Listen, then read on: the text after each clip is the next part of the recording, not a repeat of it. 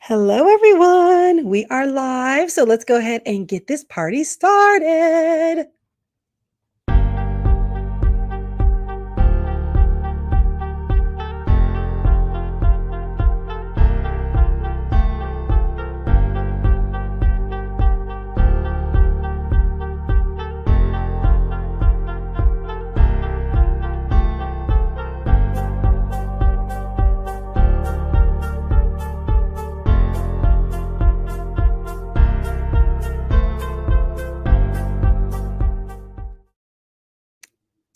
Hi, everyone. It's Nikisha Bond, and we are back doing a live training. I am really actually kind of excited to talk about this topic. My background is in Lean Six Sigma, which means nothing to anybody. But for a short summary, it is a problem solving discipline. So basically, it gives you a way to organize things so that you can figure out how you want to attack certain problems. So today, we're going to be talking about the Lean Startup methodology, which I think is fantastic for someone who's going into a volatile market. If you don't know who your customers are, this is a perfect methodology for you to get your products or your services out to market. So let's get started. Okay, so what is Lean Startup?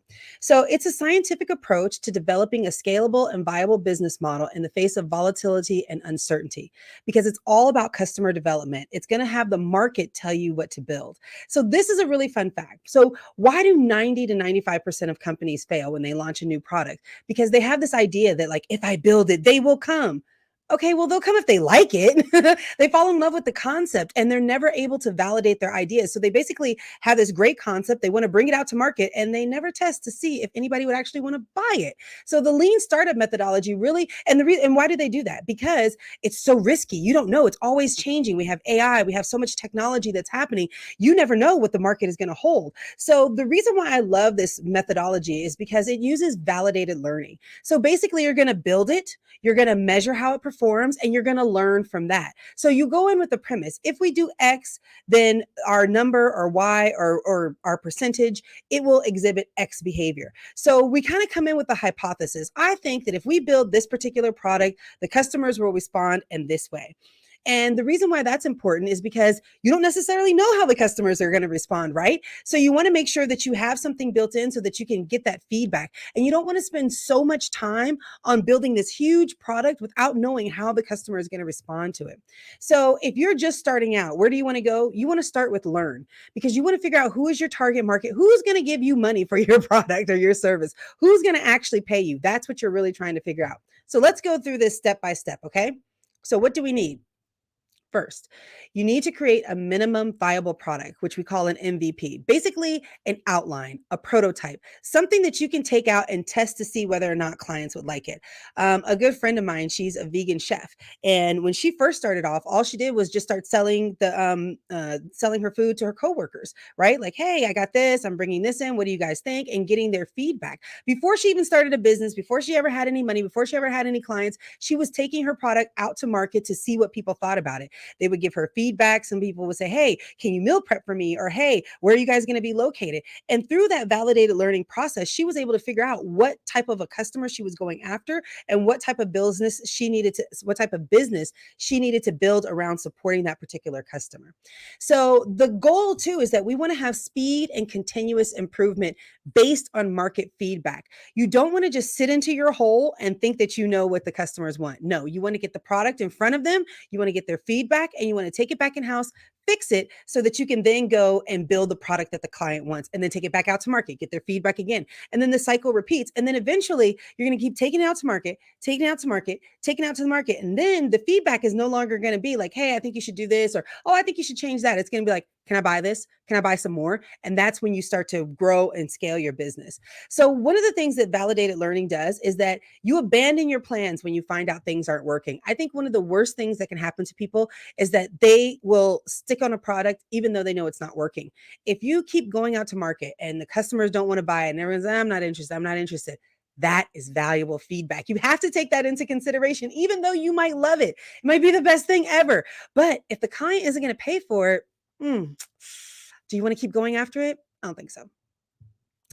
You then want to make sure that you assess the market and change the course. That's what I was talking about. What is the customer actually telling you? What are they actually going to spend their money on?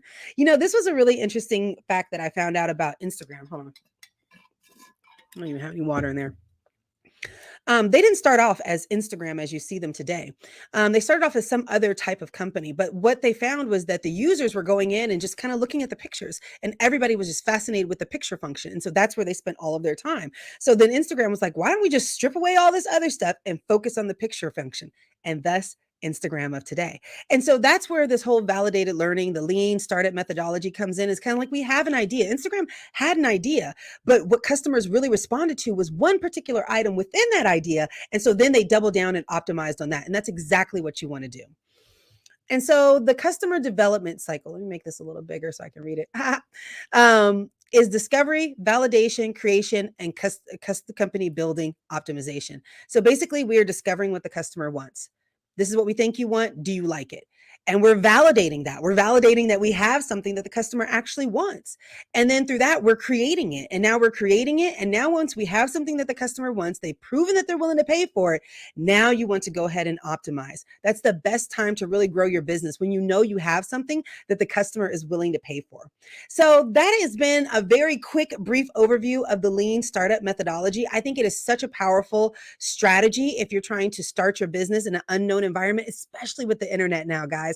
With the internet, with AI, there's so many ways that you can, even some of these practices that I'm talking about are actually built in to some of these platforms. If you hear something called A/B testing, it's where you put two different thumbnails out, and they'll tell you which ones clients are responding to better. Those types of things, those are all the validated learning to figure out what is it that's actually going to help me to increase my sales, what is it going to help me to increase my engagement, and those are the things that I definitely want to focus on and that I want to work on. And so if you are starting a new business or a new product, or you just want to try something out to market, use this whole MVP concept where you start something small, immediately take it out to market and see if somebody's going to pay you for it. That's always going to be your number one key. And then whatever feedback they're giving you, try to incorporate that into it, take it back out to the market, get more feedback, incorporate it, and keep doing that until you have a product that you know you can go out there and optimize. Well, this has been a nice little boop, boop, boop, get up there and get motivated. I hope you guys really enjoyed it. Make sure that you like, make sure that you subscribe, and make sure that you leave your feedback, because I love to hear from you guys. All right, everyone, have a great day. Bye.